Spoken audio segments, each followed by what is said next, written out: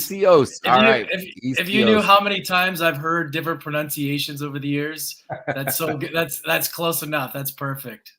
Well, I do remember the podcast though, which is the University of Diversity, which is a university I've graduated from, and have my own mindset about. And it's one of the top 50 podcasts. And of course, you are also a best-selling author as well. Welcome as well to Office Hours, Lance. Thanks so much for having me, David. Yeah, I loved having you on. Well, let's talk about adversity since, your book and your podcast really deal with adversity. It's interesting because my relationship with adversity has changed with the mindset that I have. Do you categorize people's perspective of adversity, or do you have schools or categories, some sort of definition that you see people fall into when it comes to their perspective or definition of adversity? Yeah, I mean, I think a lot of people think of it as a bad thing. And what I have learned is that in my own experience, that everything that every bit of adversity that I go through, there's always a lesson, right? There's always something on the other side of it. And I think that a lot of people look at it as like a roadblock. They jump into more of the victim mentality, like why is this happening to me? Why is this happening? And sort of blame it on circumstances. And I feel like for me, I've learned to really understand that this thing can really help me get to where I want to go. I just have to see the lesson in it. And I think for me, it's changed over the years too.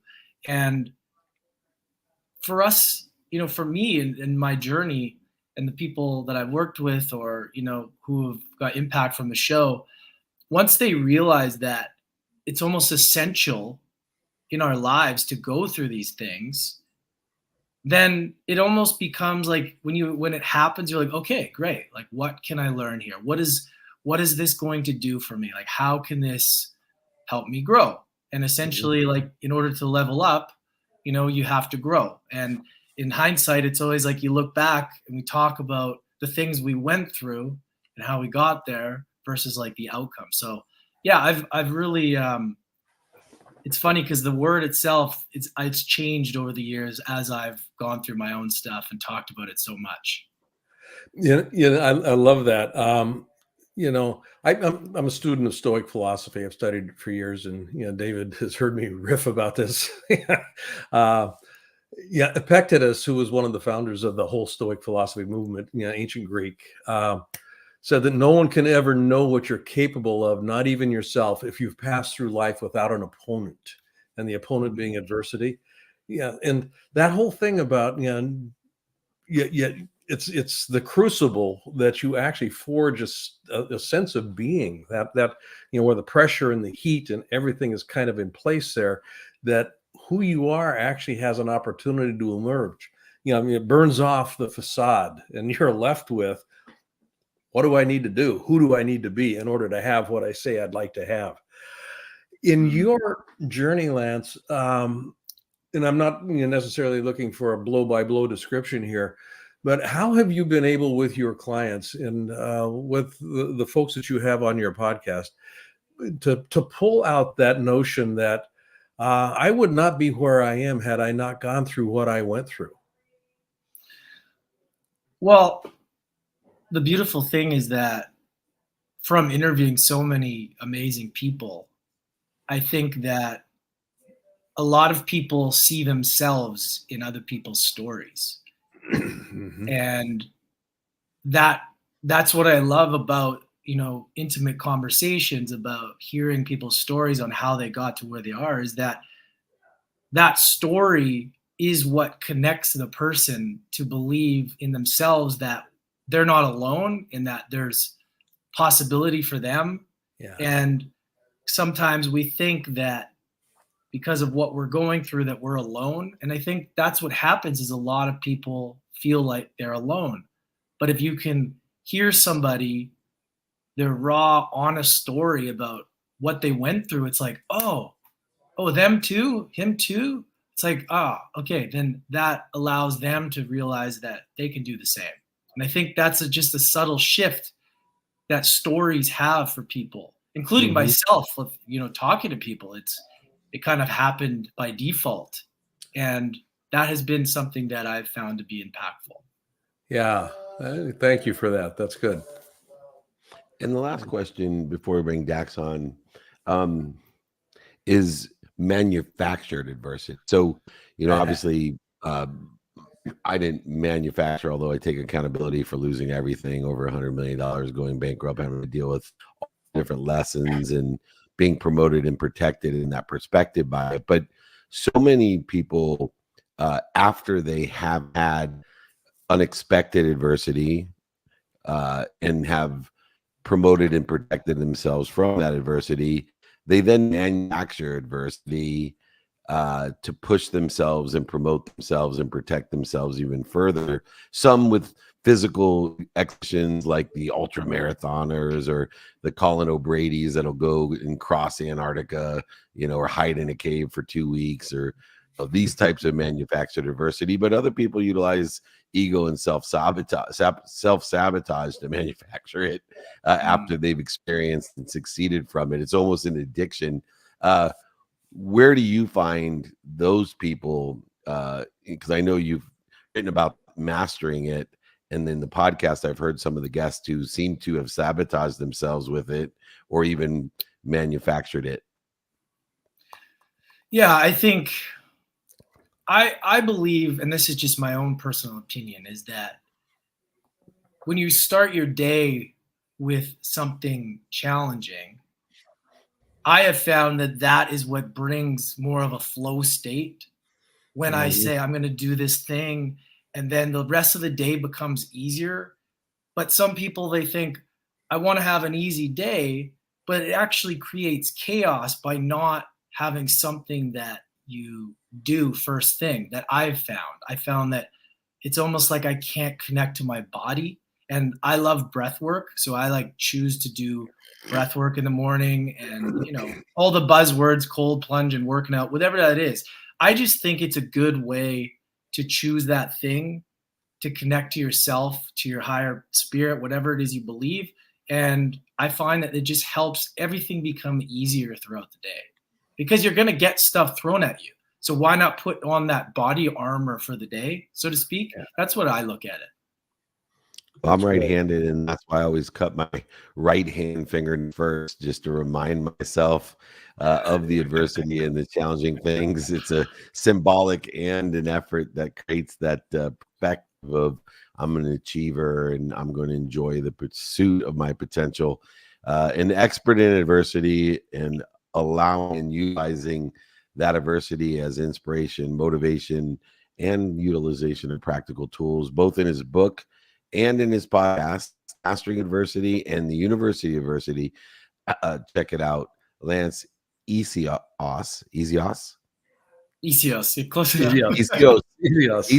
I got to get my phonetics, the phonetic notes correct. Essihos. I love it. All right, Lance Essihos. We are old friends. We've known each other forever. I just haven't been able to. I had a client once, Lance, and for literally 3 years called him Saul. I kept saying, you better call Saul. And then I went to an event with Joe Dispenza that we put on, and he's like, hi, I'm Saul. And I'm like, what do you mean your name is Saul? I've been 3 years calling you Saul. He's like, yeah, I didn't want to hurt your feelings. So I would rather someone correct me so that you and I, as we become better friends. Essihos, Lance Essihos. Check him out, lanceessihos.com. Of course, his podcast and his book is incredible. If you don't know and have a great relationship with adversity, Lance will help you figure that out. Blaine, come on Lance's podcast as well. It's exceptional. Good. Thanks, Lance. Have a Merry Christmas. So much, guys. You too. Thank you. All right. Take care. Thank you. All right. It's not Dak Prescott, but it's Dax Cornelius, CEO of Bastion Transform. He's a neighbor of mine in Irvine, California. Oh, okay. Welcome to Office Hours, Dax. Hey, thanks for having me, guys. Really happy to be here. Thank you so much, and thank you for your service. We certainly appreciate that as well. Thanks for your tax dollars. Right on. Um, you guys have a lot of employees, and through COVID and beyond, that seems to be the biggest challenge that we have is people. And you are an experienced marketing leader, you're an experienced leader, and you're a selfless, compassionate leader. What have you seen to work today in managing all those people and understanding the emotional connection that you need, not just as a marketer, but a leader in general, internally in marketing to your own employees? Yeah, it's a phenomenal question, and it's a fully loaded question. I think I've got a fully caffeinated answer, and I mean it from the bottom of my heart. I think us as leaders, when we get to a point to where we can really start to align what's in our heads and what's in our hearts, and more importantly, what's in the heads of us as leaders and what vision we have and what path and direction we have for our organizations, and how that relates to the hearts of our workforce, that's a big, compelling question. And I think in order to answer it, we actually have to take a step back to what we all just came through, which was a global pandemic. And during that global pandemic, there were other factors involved, like we're in this massive digital era, tech, AI, that is somewhat exacerbating all the things that we are feeling and thinking. And when I say we went through the pandemic, really what we went through was a mandatory homework assignment with pause. So it didn't matter if you lived in an indigenous space or a dense area like downtown New York or Los Angeles. It put everyone on assignment to take pause with really reevaluating what's important to them. And I think many of us, and that's what was the beauty of this, whether you were a baby boomer or a Gen Y or a Gen Z, we came to the conclusion that we weren't necessarily happy at work. And it changed a lot of people's attitudes forever. And I would call it less of a generational shift and much more of I would say, a cultural transition as to what people are willing to accept in their lives when arguably they're spending more time at work than they are with their own loved ones. So putting that in context and in getting to the answer of your question, what was it that really started to align what's in the heads of leadership and what's in the hearts of workforce? And those three things that came out in a study we did that I have found, whether I'm flying an F-16 from 30,000 feet or whether you're doing a study on a surgeon in an operating room or an F1 McLaren pit lane or an orchestra, or how about this, a single mother raising children by herself. The type of intellectual capacity and emotional intelligence that you must have, three things came to surface. And this may, not to sound trite or not, there's some devil in the detail with this, is it really came to what people are required to have today, the must-haves that they got out of the pandemic when they were at home with their families, deciding what it was going to take for them to come back to work and give their all for somebody. It was clarity in what it was they were doing and why they were doing it. It was empowerment, that they were given a role to actually make a freaking difference and make it not only a difference, but complete the project. And then lastly, a growth mindset.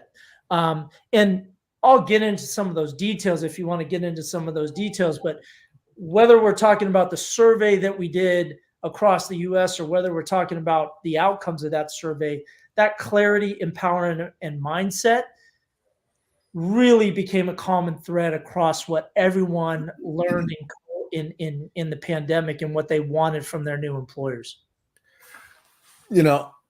I'd like to see your research data on that. I'm fascinated by that.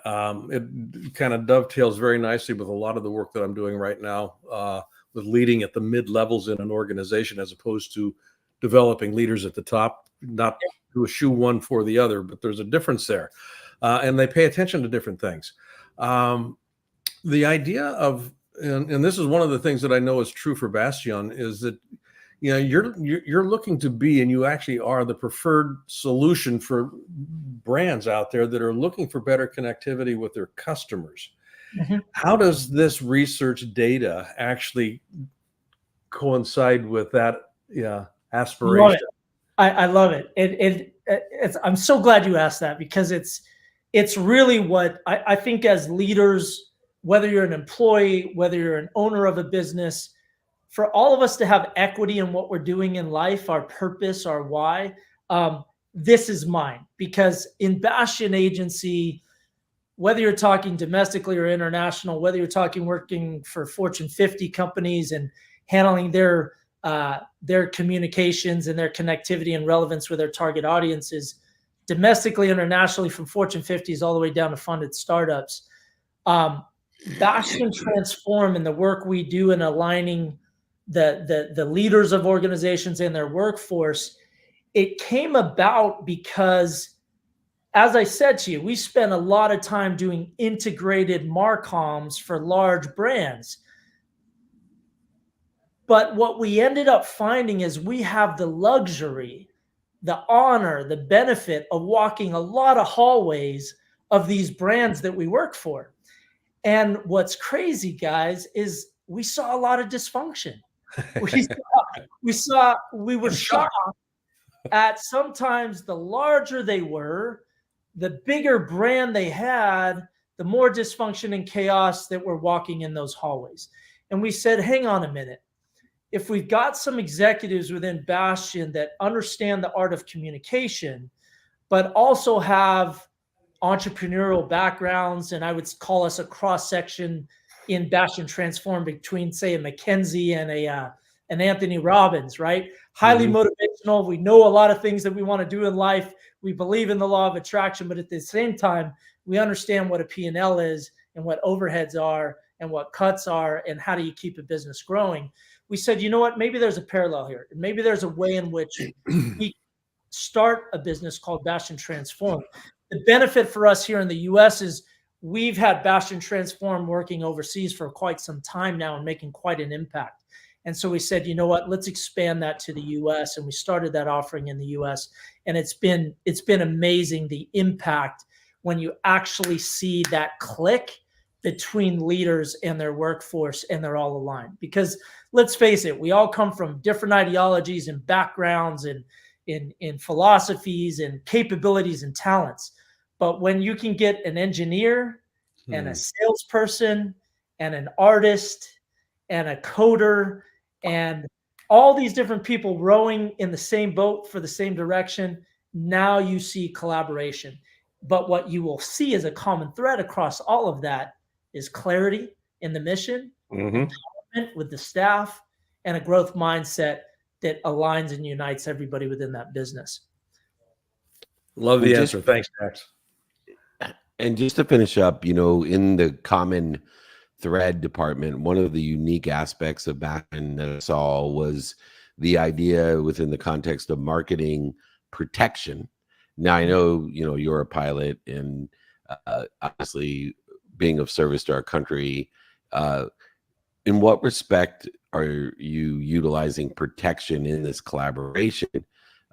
Because an innate, obvious emotion is safety within the context of marketing, which a lot of people ignore in the emotional connection aspect. So I was curious why protection was included in some of the key capabilities of this new collaborative marketing leadership that you guys provide. Yeah, it's a great statement.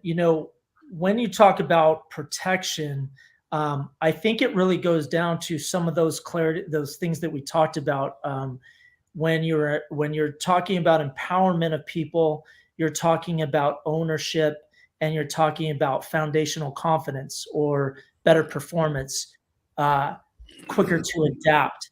And when you're talking about mindset, you're talking more about belongingness or inclusion. And Bastion, the name itself, whether you're talking about the four corners of a a protective castle where you can come back and defend.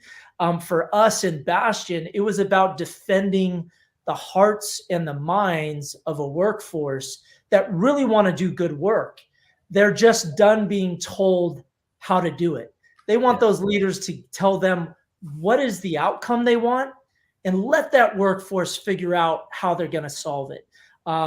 Or that's the empowerment part, or let that workforce decide on how they're going to solve that problem. So I think the protection side of what we do within Bastion Transform is really about, as we've all learned in life, and I'll tell you, David and Blaine, whether you're flying a fighter from 30,000 feet in combat at night, lights out with MBGs on, breathing like Darth Vader, and your cockpit lights up like a Christmas tree when a SA-6 is launched at you, and you still got to employ those weapons on time, on target, or whether you're in a boardroom or whether you're talking to your newest hire who is really clueless on what's happening and really just trying to figure out their life. I think what we've all come to learn is people will follow your soul before they follow your role. Yep. It is, people want to believe that you care before they follow you. So in other words, people don't care about what you know as a leader until they know that you care. And that's the foundation. So 80% what we do with our heads and our hearts, and 20% what we do with our hands and feet. That's what this is all about. That's what that protection part is about.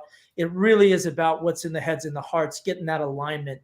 Because the tech part, the codes and the gibbets and the robots and the AI and the chat GBT, it can all do so much, but our brains are 200,000 years old and we still are telling ourselves stories when we sleep. So we want to be told a good story from the leaders of our organization that we can believe in and that we can get behind and that we can fight for and that we can come to work for. And that's the key. That's the key. That's what protection's all about. I love it. Yeah. Players win games, coaches win players. It's the soul, not the role. Thank you so much for your leadership as well as your service. We wouldn't be here without people like you. Check out Bastion Transform, us.bastonagency.com. Unique aspect in collaborative marketing and leadership. A great company around the world. Come back and join us again soon. We appreciate it, Dax. Thanks for having me. I love you back. Take care. See you guys soon. It's a day of heroes. Another extraordinary man of service that has given us and provided us freedom here during the holidays. Don't ignore the options, opportunities, and touches of freedom we have in America because of people like Richard McPherson, who's joining us, CEO of Idaho Energy and a subsidiary of Micro Nuclear. And we're talking about a cost-effective way of providing energy. And more importantly, this man's of service for over 20 years, and he understands not only protection, which is obviously a key component in energy, but prosperity, security, and peace, all three much needed today. Richard, thank you for accommodating us and joining us on Office Hours. David, thank you very much for having me. So I want to go join Blaine on Woodby Island. Yeah, please come on down. Yeah. Me too. I've been there. It's an amazing thing. And, nuclear energy has been around a long time, and you've studied it now incredibly for a long time. I think 60 years you've been involved somehow in nuclear power. And 1963. 63. So yeah. Wow. And yet it is constantly evolving. Where are we at today in the idea of nuclear energy being secure and safe and providing us peace? That's a good question. President Eisenhower had a ton of experience, life's experience, including in the military. He's a 1915 graduate of the West Point. He didn't deploy during World War II, but he got in World War I, but he got into logistics. So he understood the importance of logistics and energy. And he was especially there because this was the time of we're going from coal to oil. So we taught a whole lot of young men and women how to drive ships, fly airplanes, drive trucks, etc. He went through the 20s and 30s, went through World War II, went through the Korean War. And during the Korean War as president in 1950, he saw the first civilian reactor go critical and make power up in Idaho, where I am now. In early 1953, he saw the second reactor go critical and make power. That was for the first submarine that Admiral Rickover signed a contract for in November of 1948. And that reactor went on to power the USS Nautilus. I came in the Navy nuclear power program in 1963, and I spent 20 years directly in the program, retired as a lieutenant commander in the Navy after going in as enlisted as E1 because I dropped out of college because I was so smart at 19. Never let a 19-year-old boy make a decision. There's only two things a 19-year-old boy wants, and one of them is beer. So I didn't stop there. I didn't ask for it, but people have had me involved in nuclear ever since. I was asked by the State Department in 1988, if I would represent the United States at the International Atomic Energy Agency in Vienna, Austria. And it was as a result of Chernobyl. The Soviets went to Hans Blix in 1987 and said, our people don't trust us, and we need help. Hans Blix was smart enough to call the Secretary of Energy, who was a retired admiral by the name of James D. Watkins, who had been the Chief of Naval Operations. And I had known Jim since he was about a lieutenant commander. Six Nation group was formed within the International Atomic Energy Agency to study nuclear fuel cycle facilities, the environment, and public opinion for 4 years. I was the U.S. representative to it. The other nations represented was Canada, the UK, Spain, Switzerland, and Canada, and the Soviet Union. For the first year, the Soviet Union representative had a KGB babysitter, so that was interesting. I've worked in over 30 countries. I've tried to retire several times. They keep calling me back into nuclear, and now I'm up to my eyeballs in it, and it's finally a lot of fun. The reason I say that is because after 9/11, I was asked to come back to Washington, D.C., and I did 100 times. I'm working on something called critical infrastructure protection. Mm-hmm. Well, we didn't know anything about a molten salt nuclear battery then. We didn't have a perfect nuclear power source. Early 2018, I was introduced to Dr. Paul Murata by Dr. Richard Christensen. Dr. Paul Murata says, I've designed a reactor that is natural circulation, has no pumps and no valves. I was hooked. Because now what I just heard somebody tell me was we now had an ideal nuclear power source. And I had been working with people on everything to do with critical infrastructure, including the economics of it and the risks of it, from China, Russia, Iran, and North Korea. So I just heard that we now have a power source that will fulfill our needs. So the bottom line is just the United States alone, the United States needs to shift from the current system, which is a grid system, going into local systems that serve our houses and our buildings. And we need to go into a microgrid system. We identified that right after 9/11. And the United States needs 67,000 plus of them. 67,000 plus microgrids that are powered by nuclear. And a microgrid has three components. Has the power source, has the cabling. Cabling is readily available in the United States. And it has to have electronic equipment and electrical equipment that's electromagnetic pulse or solar hardened, which is fairly easy to do. And there's a group out there that knows how to do that. And I have suggested to them that they go spend time with the manufacturing industries for electrical and electronics, because they have everything that the electronic and electrical manufacturing folks have to offer. Last week, I was in two different meetings, one in Colorado, one in one of the national laboratories. where the first molten salt nuclear battery will go. Molten salt nuclear battery is simple, it's small. To put it in perspective, one of them would fit in pretty much the window behind me from the floor to the ceiling, and it would give you 10 megawatts for 10 years autonomously. Yeah, Richard, just real quick, I'm on the board of directors of the World Business Academy, and microgrid has been something we've been championing for about a decade now. And we've had conversations about fission reactors. And the question I have here has to do with the emergence right now, and it's seemingly the validated emergence of fusion as something that is, and I just saw a piece on the Newswire today about scientists who have actually replicated the primary experiment 3 times now with basically the same results, basically saying it worked. Now, I haven't read the full study yet, and I haven't gotten the white paper around it, but where does fusion potentially fit in? Potentially, big word there, potentially fit in post to this 2100. process. Post 2100? Yeah. It's that far It's a out. material science issue. Yeah. Okay.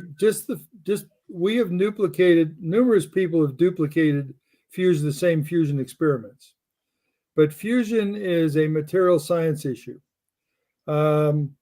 People are foolishly putting money into fusion right now that should be going into fission. I'm not saying that we shouldn't continue the research and development. We absolutely should. But right now, so under the Reagan administration, under his space war program, that we needed a material that would give us 4,000 degrees Fahrenheit. We haven't made any advancements since then. In order for us to have a market clearing energy price of energy, or any energy that for that matter, from fusion, we need to reach 100 million degrees. 4,000 degrees to 100 million degrees. Now, depending on who you talk to in fusion when they're trying to get money out of you, they'll tell you all kinds of stories. But I have a friend of mine that I met in 1975. I was on active duty in the Navy at the submarine base there in San Diego, and I was asked by Dr. Masood Sinmad, who got his start in World War II in nuclear, and he heard me give a talk. And he said, would you please come and join? Are you a member of the local ANS, American Nuclear Society section? I said, no. He said, would you please come and join? We need you. So because he's a nice man and very bright, so I liked him, so I joined. So I met a young man there who was working for a company in San Diego in fusion. And a very bright guy, PhD, very dedicated. Basically, he started in fusion when he was in high school. So that was 1975. So 1987, he calls me up and he says, I'm leaving the fusion program and I'm going to the space reactor program. So I said, how can you do that? I said, you've been in fusion your entire life. That's your life. He said, the chances of me operating a power reactor on Mars during my lifetime is greater than me operating a fusion reactor on Earth. So I've talked to him within the past week because of some things that are going on somewhere else in the world. And I said, I don't like to bother you. He said, it's post 2100. Yeah, I believe that. So I always do a go lot back of work to with the material science issue. We've had a downturn in the rate of advancements in material science because we've had a downturn in nuclear, we've had a downturn in aerospace, a downturn in defense. What we need to do is we need to protect America first. Good. And we need to get to microgrids that are powered by nuclear power to do that.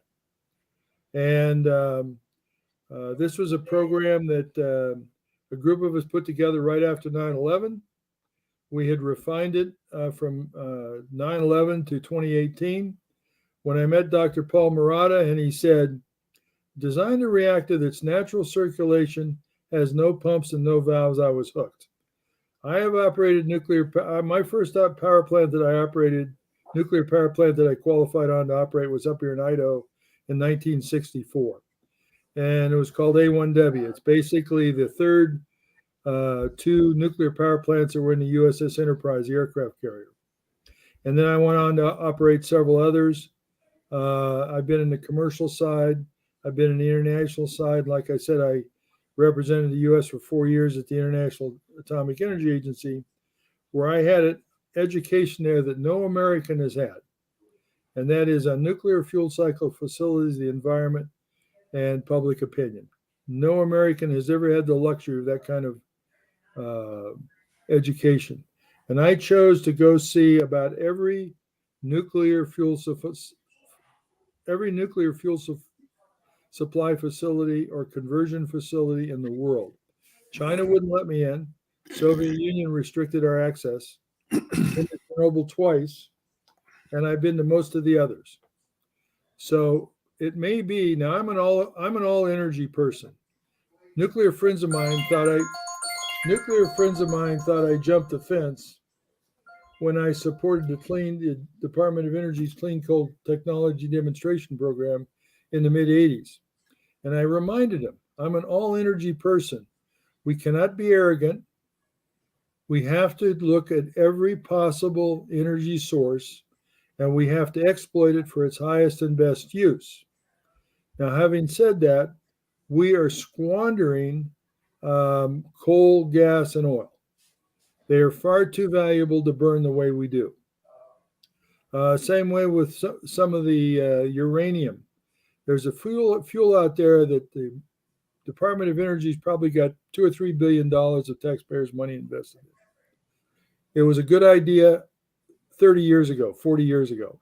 It's called TRISO fuel, TRISO fuel. Anytime you see anybody using TRISO fuel, what you're seeing is somebody who's squandering away our resources, because that's a once-through fuel, and then you have to throw it away. We cannot afford that loss of uranium. If you look at our commercial fleet out there today, we have about 100,000 metric tons of partially spent fuel. It's not waste, it's an asset that we need to convert into usable fuel, which we can do.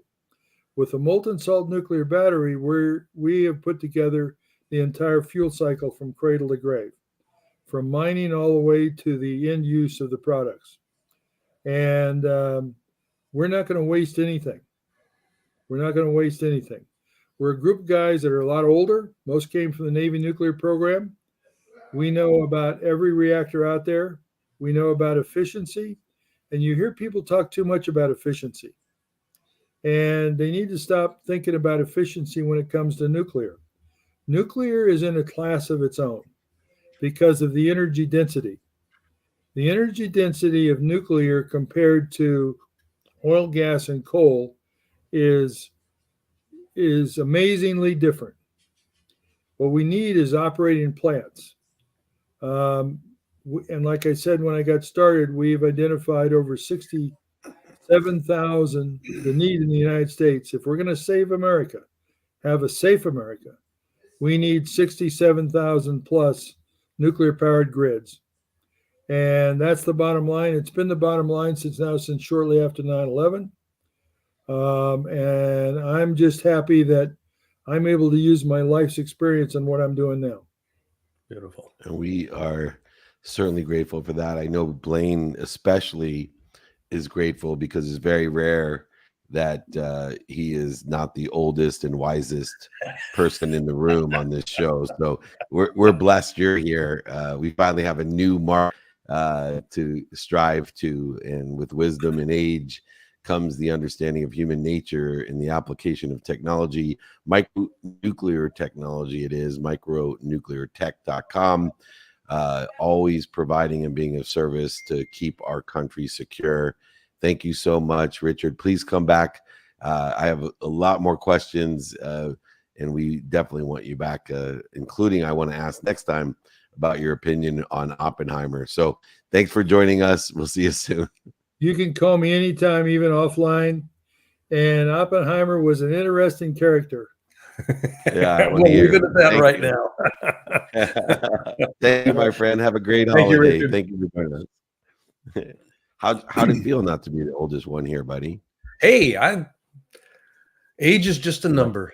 It's just a Age is a number. number. You don't always look like the oldest. Hopefully, Sarah, she made a surprise visit you at the end. So I'd like a quick interview about the president of Exponential Fitness. And she also is a neighbor of ours here, which is a rarity. We're usually around the world. We got 2 Orange County people here, a California native. That's a rarity, like my wife, 4th generation. Sarah Luna is in the house. Thank you for joining Hi, David. us. Thanks for having Hi. me. How are you? I am doing great. It is really refreshing to have you here. We're stuck into the nuclear tech of 60 years of nuclear tech and beyond. Was a I'm little much more lost and also familiar with. learned a little bit. So Pretty cool. But I know much more about what you do in Exponential Fitness, your commitment to health and to physical longevity, and is one in which both Blaine and I are in this mission. You're in the Pure Barre franchise, but this total body experience is really what I'm most interested in. We've gone and come a long way, not just in nuclear tech, but in fitness. You know, it used to be, you know, chest dries, back buys, legs and shoulders, heavyweight, and yet we have a much better way to take care of ourselves. And you've been operating, you know, one of the leading fitness franchises. What are some of the key aspects in Exponential Fitness, Bar, Pilates that makes a total fitness experience, unlike when I grew up and we had a very limited focused experience when it came to fitness? well, there's a lot to unpack there. So Exponential Not as Fitness. much as the nuclear tech guy, trust me. Yeah, exactly. So, but you know, ultimately, Exponential Fitness is a portfolio company of fitness franchise concepts. We have 11 brands just in a couple of weeks. So we've acquired Lindora starting in January. So about 10 days until we bring that into the fold officially. But health and wellness brands across 11 different brands. And as the franchisors, as Exponential, we really specialize in providing small operators or entrepreneurial operators to come in and operate within the health and wellness space. And we provide them with real estate and construction and development assistance, as well as sales and marketing assistance. Of course, the in-studio workout, as well as sales and marketing. But today, fitness is really about combining a fitness experience with community, entertainment, and a holistic health and wellness approach. So it's all of that our customers are looking for, and being able to do that within the 4 walls of a brick and mortar operation, as well as you know, potentially on the go. That could be at their house on a VR headset, that could be in a hotel, that could be on a corporate campus or a university. So Exponential really looks at finding the customer where they're at and helping them meet their health and wellness goals, no matter where they are throughout their journey and throughout their day. Yeah, the idea, there's a word that you used just a moment ago about community. And I'd like you to talk a little bit more about the development of community as part of the process of whole body fitness. You know, because, I mean, I was a gym rat long ago, you know, and I would just go to the gym by myself and, you know, just do what I did. And then I'd go take a shower and go to work. But this notion of community, it didn't apply necessarily in my experience in my generation.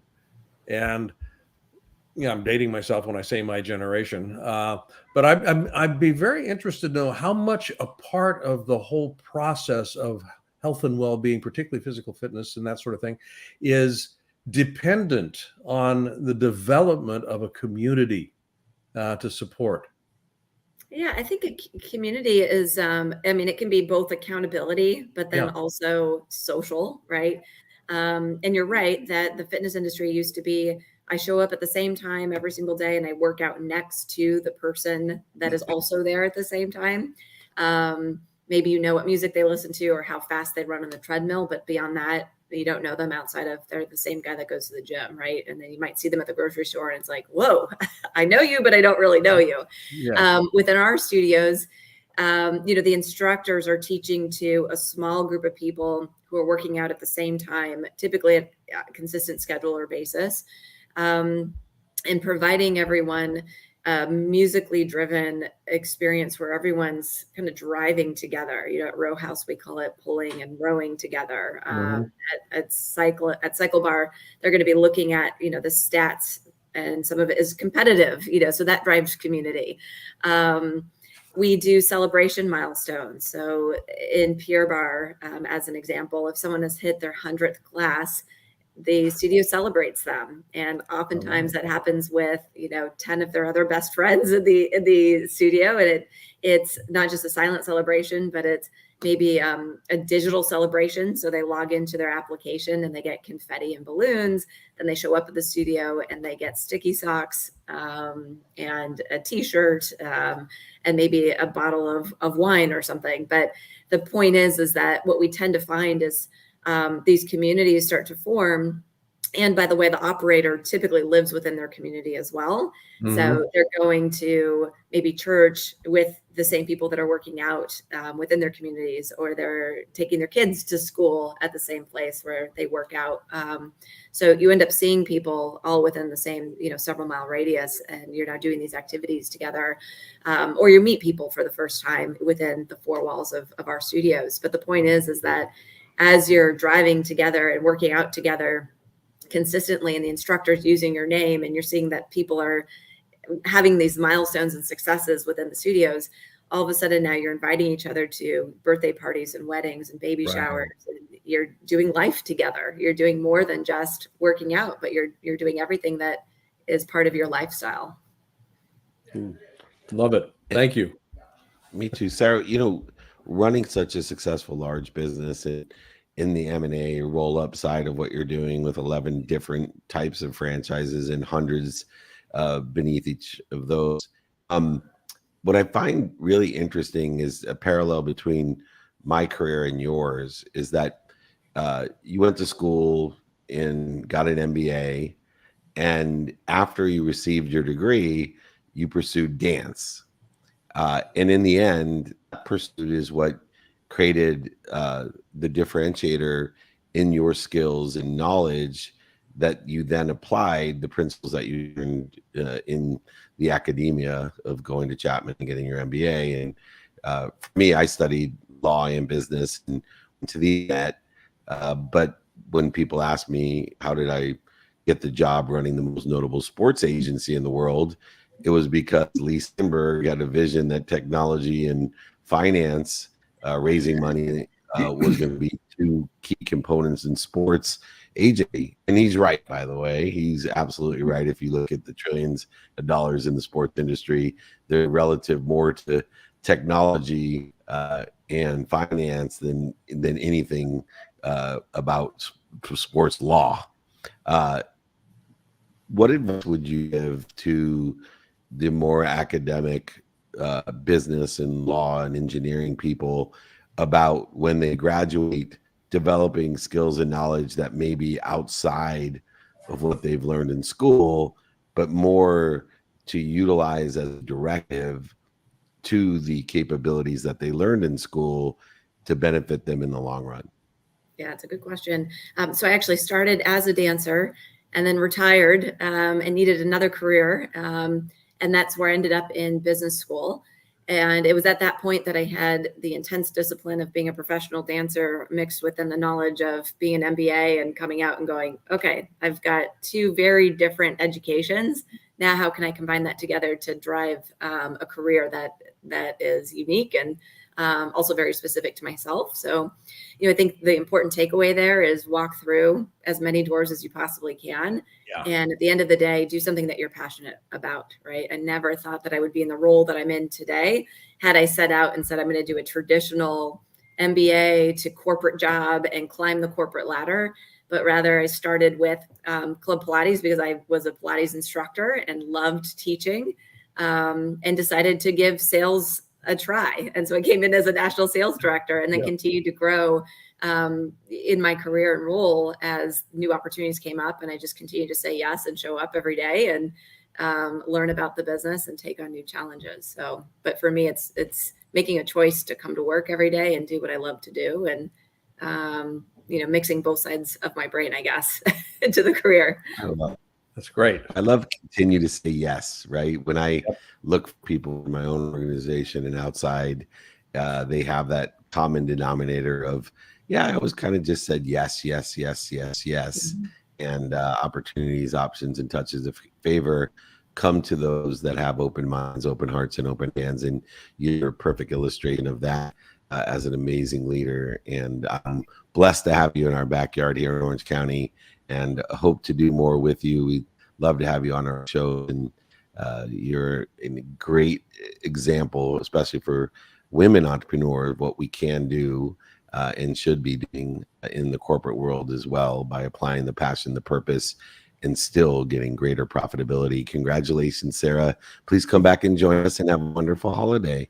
Thank you. You too. Merry Christmas, and we'll talk to you soon. Thanks, Sarah. Talk to Love you the soon. Thank you. conversation. Take care. Bye. Bye. All right. She's amazing. We're very flexible here. I'm a couple minutes late.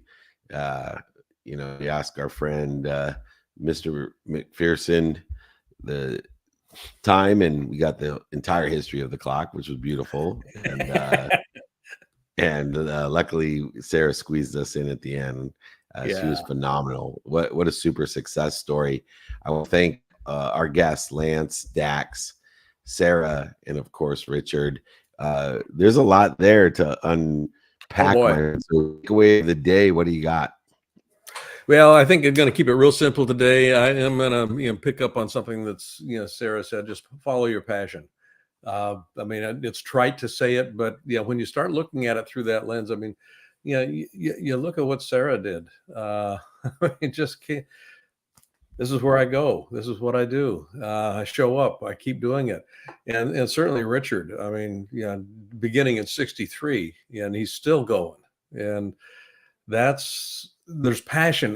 That what I loved about the conversation with Richard was the passion that was evidenced in everything that he was talking about. It was not only knowledgeable, but he was really present.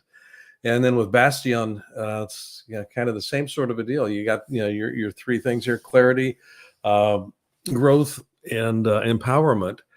You tap into what's important to people, and they show up. They show up and they start working. So I think the whole idea of just keeping focused on what you want, and adversity will happen, and then Lance addressed that.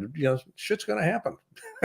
But if I'm clear about what it is, for the sake of what? For the sake of what am I here? For the sake of what am I doing? What I'm doing? That passion will get me over the hump. So it's often talked about, but I think that's, for me, the takeaway and the theme for today. I love it. Mine's real simple. And through the different histories of Lance and Dax and Sarah and Richard, some longer and some shorter, but what I always recognize, and why I love studying careers and paths of careers from the inception to the culmination of someone like Richard's career, where he just can't stop. Human nature never changes. And those people who pursue their potential, no matter what age they are and what stage they are in experience, situation, knowledge, and relationship capital, those who pursue their potential will find great joy, fulfillment, and purpose. And most of the time, if they desire, even profitability. And it's a great lesson that you and I have both learned on our path of passion, purpose, and profitability. I want to thank you, Blaine. I won't have you back on till after the holiday here, and probably before the New Year's, but I know you'll be with our good friends Cam and Liz. I'm blowing. Yes, Liz. Thank you. Two great entrepreneurs themselves. So please send my love, and I send my love to you and Cynthia. Have a wonderful Christmas, and I'll see you on the other side. Absolutely. I appreciate you. You're amazing. BlaineBartlett.com. If you want amazing, go ahead and find my friend Blaine, BlaineBartlett.com. He's changing lives and changing business. Appreciate him. Thanks for joining me, buddy. Thanks, buddy. Have a wonderful holiday. Give Julie a big hug and the girls and Miles. Yeah, All my love. You got it. All right, everyone. There's only one thing we got left. That's Friday training. Our 25th holiday training will be seen tomorrow at 6 a.m. Pacific time, 9 a.m. Eastern time. It is a holiday training that has evolved from giving, receiving, and witnessing to appreciation and acknowledgement, learning how to ask and receive, and now the meaning. Giving the light, the love, and the lessons, the meaning of giving, witnessing, giving, receiving, and witnessing, the meaning of acknowledgement and appreciation and asking, the meaning of giving. Training is tomorrow at 9 a.m. If you're not one of the over 100,000 people registered for training tomorrow, then go ahead and email me, david@meltzer.com. We got a lot of travel coming up: Vegas, Santa Clara, Miami, Nashville. Go ahead, join our text community. Be alerted where we're going to be. Come and join us with Dane Cook. Come and join us with Joe Montana, Gary V, Tim Story, so many more. Please join us in our community of people that want to help each other and know people that can help each other. It's 949-298-2905, or email me, david@dmeltzer.com. I want to thank the producer of our shows. She's not smiling behind her. She looks like she had a stressful day. Didn't even have time to do her hair. That's Raluca. We're going to see you tomorrow at our holiday party. I guarantee I'll put a big smile on your face after a couple shots of Jaeger. Gigi, you will be missed, our assistant producer. She can drink and think at the same time. We are always blessed to have you there. And he made his bed, the associate producer himself, Ethan. We are blessed to have you, all three of you. Thank you so much for joining us. 4 extraordinary guests and an amazing show and an amazing co-host. Remember, most importantly, especially you three, be more interested than interesting. Be kind to your future self and do good deeds. We'll see you 6 a.m. Pacific time tomorrow. Thanks so much.